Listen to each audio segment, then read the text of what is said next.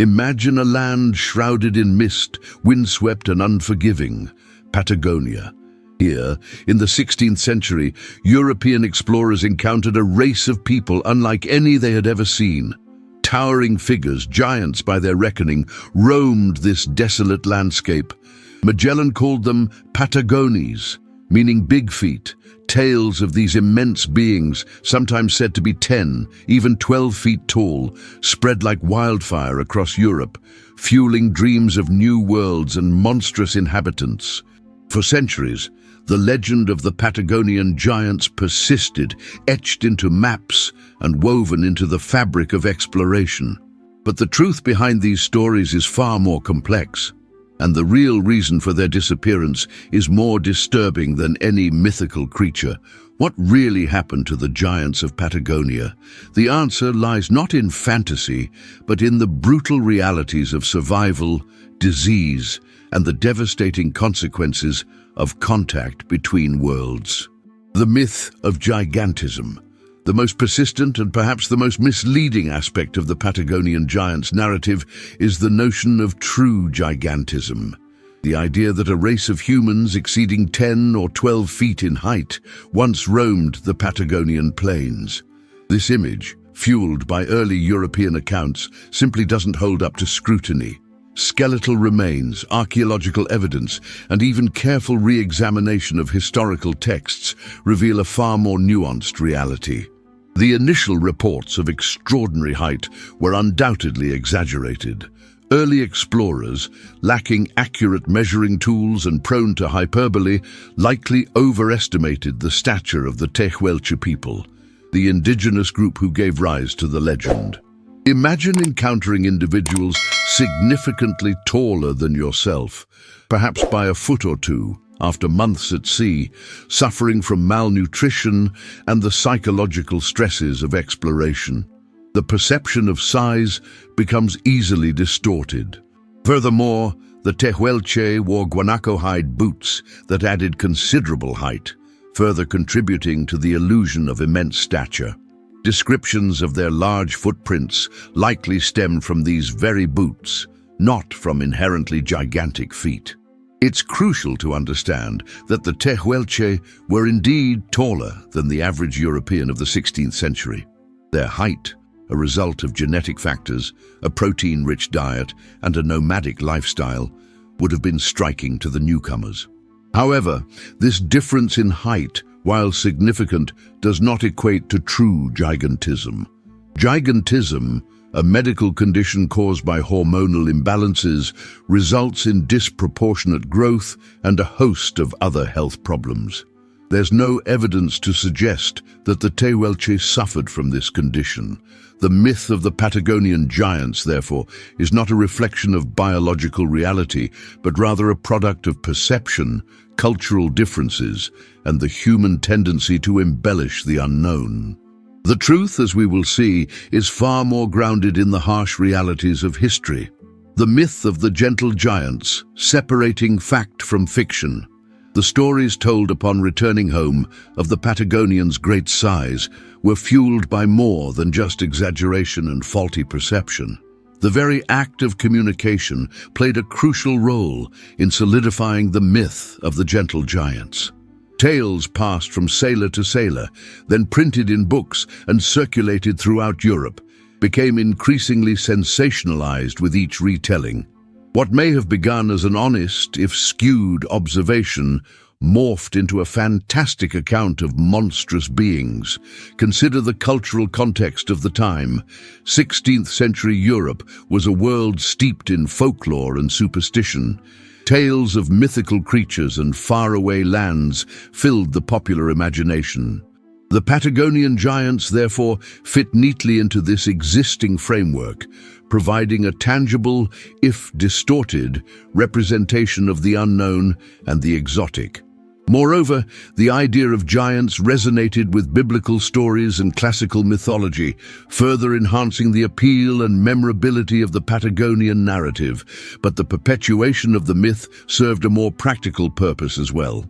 For explorers and conquistadors, the portrayal of the Patagonians as giants served to enhance their own reputations.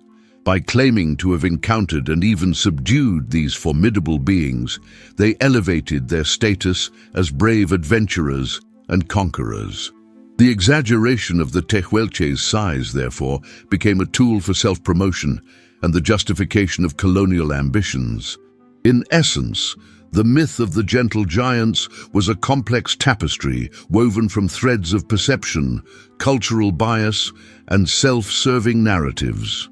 It was a story that resonated with the European worldview, fueled by the desire for the exotic and the need to justify expansion. And while the Tehuelche were indeed a striking people, their true story, stripped of the embellishments and exaggerations, is far more compelling and ultimately more tragic. It's a story of survival, adaptation, and the devastating impact of cultural collision, a story we will further explore. Unveiling the pre-Columbian world of Patagonia, the true tragedy of the Tehuelche people lies not in their imagined gigantism, but in their vulnerability to forces beyond their control, diseases carried unknowingly by European explorers. These microscopic invaders against which the Tehuelche had no immunity proved far more lethal than any sword or cannon. Smallpox, measles, influenza. These illnesses swept through the Patagonian plains like wildfire, decimating populations and disrupting traditional ways of life. The impact was catastrophic, far exceeding any direct conflict. Imagine a society, isolated for millennia, suddenly exposed to a barrage of new pathogens. The consequences were devastating. Entire communities were wiped out, leaving behind only ghostly remnants of a once thriving culture. The survivors, weakened and demoralized, struggled to maintain their traditions and way of life. The demographic collapse was not immediate, but a gradual, insidious process that unfolded over decades, forever altering the landscape of Patagonia. Beyond disease, the arrival of Europeans brought about a more insidious form of destruction, the disruption of the Tehuelche's traditional way of life. For centuries, they had roamed the Patagonian plains as nomadic hunters, following the seasonal migrations of guanacos and other game. This lifestyle, perfectly adapted to the harsh environment, provided them with sustenance and a sense of cultural identity. However, the introduction of new technologies and economic systems gradually eroded this traditional way of life. The introduction of horses, while initially beneficial for hunting, ultimately led to increased competition for resources and territorial disputes. European traders, eager to exploit the region's natural resources, introduced new forms of commerce that undermined the Tehuelche's self-sufficiency. And as European settlements expanded, the Tehuelche were increasingly pushed off their ancestral lands, further disrupting their way of life and contributing to their decline. The myth of the giants may have captured the European imagination, but the true story of the Tehuelche is one of resilience, adaptation, and the tragic consequences of a world irrevocably changed. The arrival of Europeans, first contact, and its immediate impact. The initial encounters between the Tehuelche and European explorers were marked by a mixture of curiosity, misunderstanding, and a growing sense of unease. Imagine the scene. Towering sailing ships appearing on the horizon, disgorging strange men with unfamiliar tools and customs. For the Tehuelche, these were beings unlike any they had ever encountered, their intentions inscrutable, their power undeniable. These first meetings, often brief and superficial, laid the groundwork for a relationship that would be defined by imbalance and exploitation. The immediate impact of European arrival was subtle but significant.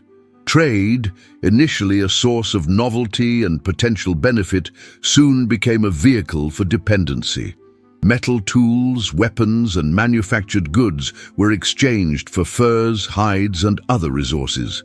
This exchange, however, was rarely equitable, with the Tehuelche often receiving far less in return than the true value of their goods. This unequal exchange gradually eroded their self-sufficiency, making them increasingly reliant on European traders, for essential items. Beyond trade, the introduction of European livestock had a profound impact on the Patagonian ecosystem. Cattle and sheep, allowed to graze freely, competed with native species for resources, disrupting the delicate balance of the plains. The Tehuelche, who relied on guanacos and other native animals for sustenance, found their traditional hunting grounds increasingly depleted. This ecological disruption further strained their resources and contributed to their growing dependence on European goods and trade. The cumulative effect of these initial encounters was a gradual erosion of the Tehuelche's way of life. Disease, unequal trade, and ecological disruption combined to weaken their communities and undermine their traditional customs. The myth of the giants, perpetuated in Europe, obscured the true reality of their situation. A vulnerable people facing a rapidly changing world, their future hanging precariously in the balance. The seeds of their decline had been sown, and the harvest would be devastating. Beyond disease and warfare, the ecological catastrophe. Beyond disease and warfare, and beyond even the disruption of their traditional hunting grounds, lay an ecological catastrophe that further sealed the fate of the Tehuelche. The introduction of European livestock, particularly sheep, initiated a chain reaction of environmental degradation that continues to reverberate through Patagonia to this day. These animals, alien to the Patagonian ecosystem, grazed voraciously, stripping the land of its native vegetation and compacting the soil with their hooves. The impact was devastating. Native grasses, adapted to the region's arid climate and nutrient-poor soils, were unable to withstand the relentless grazing pressure. They were replaced by less palatable, often invasive species, altering the composition of the plant communities and reducing biodiversity. The loss of vegetation cover led to increased soil erosion, as the exposed topsoil was swept away by wind and rain. This erosion, in turn, further degraded the land, making it even more difficult for native plants to recover. The consequences for the Tehuelche were profound. Guanacos, their primary source of food and clothing, were forced to compete with sheep for dwindling resources. As the guanaco populations declined, the Tehuelche found it increasingly difficult to sustain their traditional way of life. They were forced to rely more heavily on European goods, further entrenching their dependence and undermining their self-sufficiency. The ecological damage also affected other native species, disrupting the delicate balance of the Patagonian ecosystem. The introduction of European livestock was not simply an economic or agricultural change. It was an ecological transformation that fundamentally altered the landscape of Patagonia and contributed to the decline of the Tehuelche people. It serves as a stark reminder of the interconnectedness of human societies and the natural world, and the devastating consequences that can result from disrupting ecological balance. The story of the Tehuelche is thus a cautionary tale, a testament to the fragility of indigenous cultures in the face of ecological change and the enduring legacy of environmental degradation. So, the giants of Patagonia weren't felled by some external force, but by the insidious creep of disease, a silent killer that exploited their very size and genetic vulnerability. A chilling reminder that even the mightiest can be brought down by the unseen, and that the true threats often lie not in what we can see, but in what we can't.